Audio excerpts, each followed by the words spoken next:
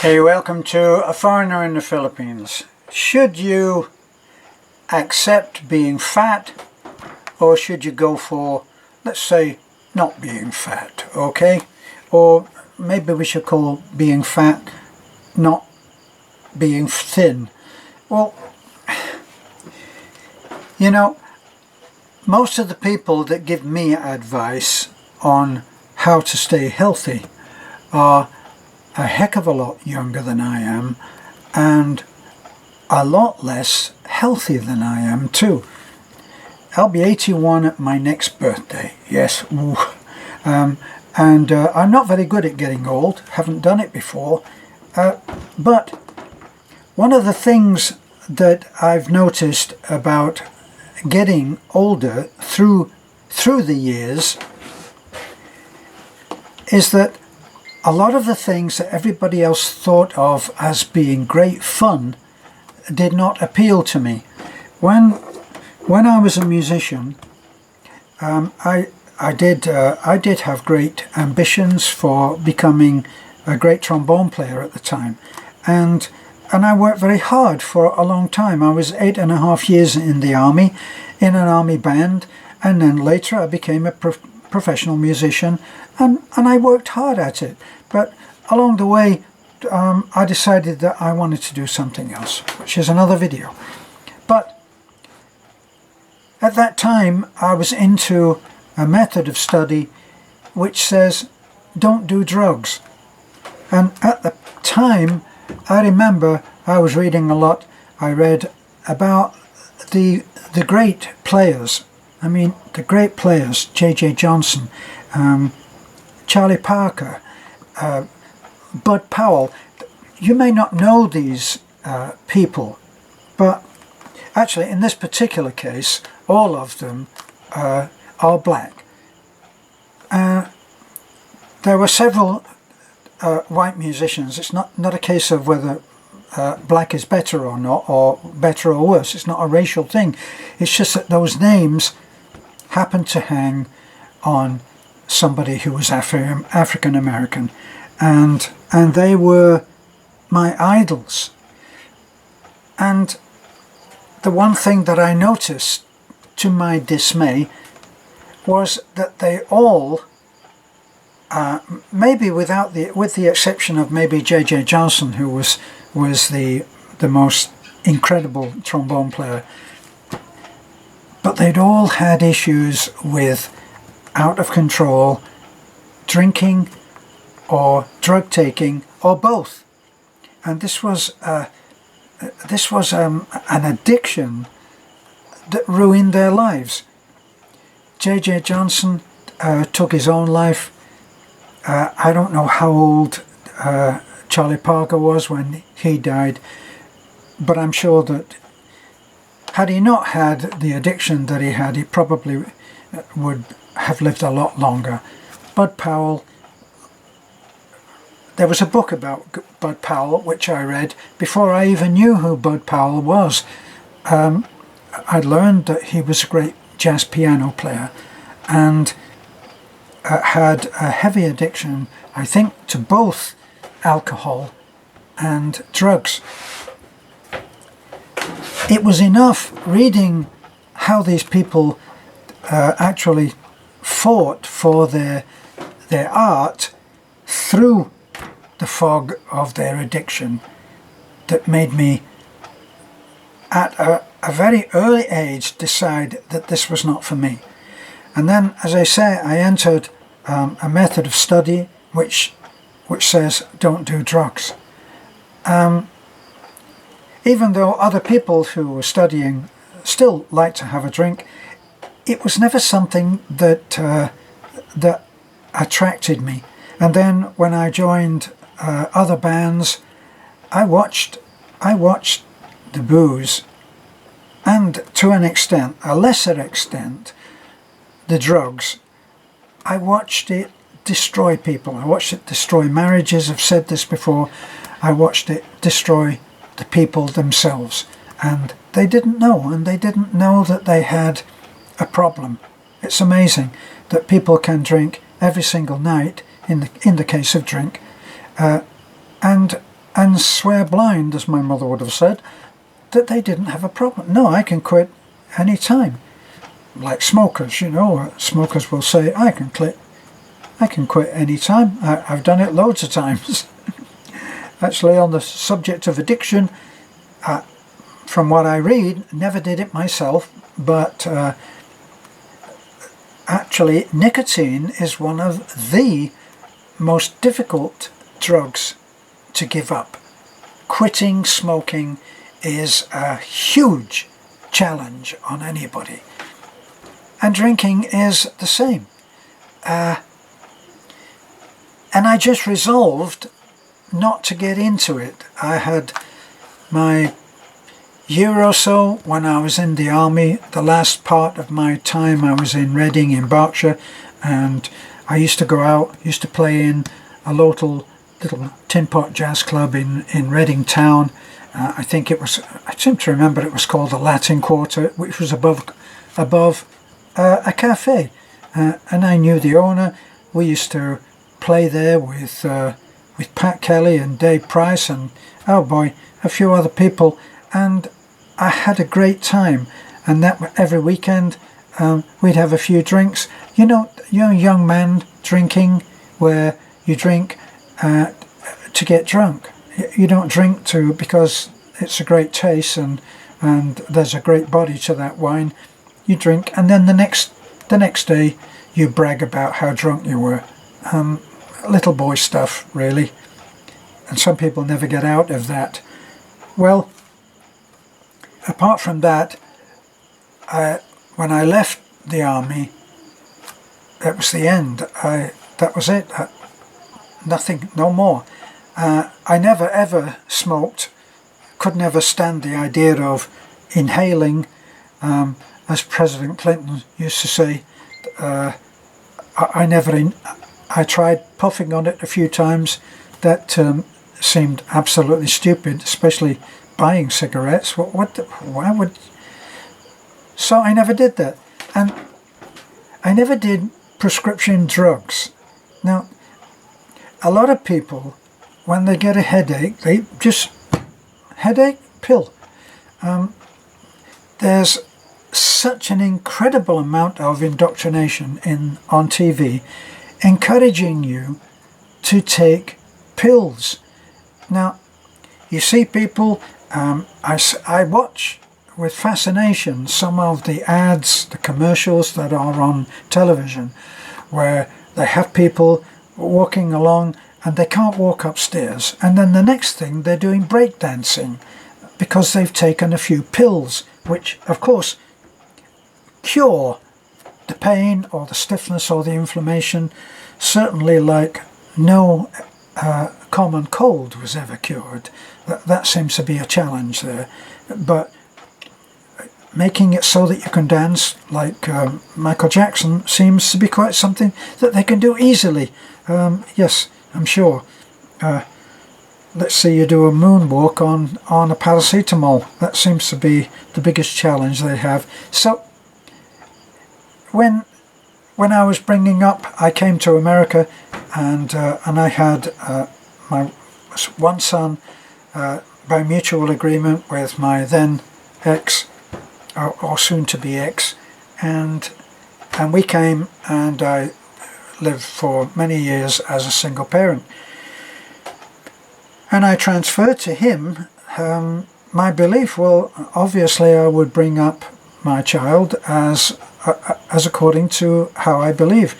And if we got a headache, he would observe that he had a headache, and I would say that, yeah, that's tough, having a headache.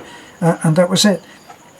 We had one child come round and stayed with us, who was the son of another single parent, and he was going to have some quality time away for a weekend, so his son came and stayed with us for a weekend. Now, this was a boy that was very much into, had been brought up into what I call the pill way of living. If he felt bad, he took a pill. If he had indigestion, he took a pill. had a cough, he would take a pill. Everything was pills, and it could all be cured, couldn't it? Actually, no, it can't. But he didn't know that.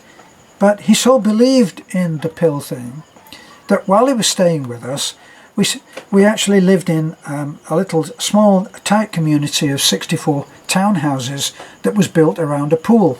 And life was, I didn't realise it then for how good it was, but it was an enjoyable period of my life in the States. And the kids were able to go out. We were in a gated community, and they would go out and I would know that they were safe. So the little boy came, and he was about 7 years old at the time, and he said, Terence, I've got this, I got just terrible headache, you know, I just feel, you know, can you give me a pill for it, you know, I need, and he knew the name, whether it was paracetamol or not, that's one that I know, or can you give me an aspirin, you know. I said, you know, I haven't got any aspirin, I've got something better. And I went over and I got the water, either the water or maybe some juice or something like that. And I did the thing of miming opening the pill and crushing it in. And then I stirred it up. And I said, here, now, here's the deal with this. It will only work if you drink it all down in one, and then go out and play as if you never had the headache. Okay? Okay. Down it went. And then he went off to play. And about 2 hours later, when the boys returned, he came and he said to me, Terry, I don't know what you put in that drink, but it worked great. My headache just went. I had a great time. And I said, is that so? Wow. See, so my own feeling on all of the drug taking, even though this is not politically correct, is that it builds up. There are side effects to all things. I learned early on that if you take aspirin, then it can make the stomach bleed. So they started doing the milk of magnesia, where they added some milk, something or other, to heal the damage that the aspirin was doing. And now people swear on the aspirin. If you're getting on in age, I know that people take an aspirin every day, just because it's good for you and it'll help you with your, I don't know, your lumbosis. So this brings us down to whether it's healthy to put on weight. And once again, I've lived a life of activity, and people look at me now and say, well, you're lucky. No, actually, I'm not lucky. I'm fortunate to enjoy the health that I do at my age. But hey, I earned it. And I'm living the life that I earned back then, when I didn't drink to excess, and I didn't smoke, and I didn't eat too much crap. I enjoyed as much crap as anybody else did. McDonald's or Burger King or any of the fast foods. Sure, I enjoyed that. And I enjoyed my sticky buns, you know. Well, I made sure that I didn't do those things to excess. And rather than watching sport, I enjoyed doing it. Now, I was never into football or anything like that, but I did enjoy doing martial arts. I enjoyed swimming. I enjoyed cycling, all quite heavily active sports. And believe it or not, I am probably the same weight now as I was when I was 18 or 20. And I always enjoyed, because of the degree of activity that I had enjoyed, I feel that that, coupled with not having the build-up that people who are into curing what is wrong with a pill and accepting the side effects that they have, I feel that I have the life that I worked to enjoy now. Now here's the thing, this is not something that fat people will want to hear. This probably will be the point at which they hit next, and I'll be gone. But for the rest of you that stayed, that might want to hear how it is, then all of the weight that you put on and keep on, it doesn't happen in a second. You must be aware of that. Now, just ignoring the weight as it comes on is a little bit like hearing a bad noise in the engine of your car and turning the radio up. It's not going to go away, and it will add pound by pound, month by month, year by year.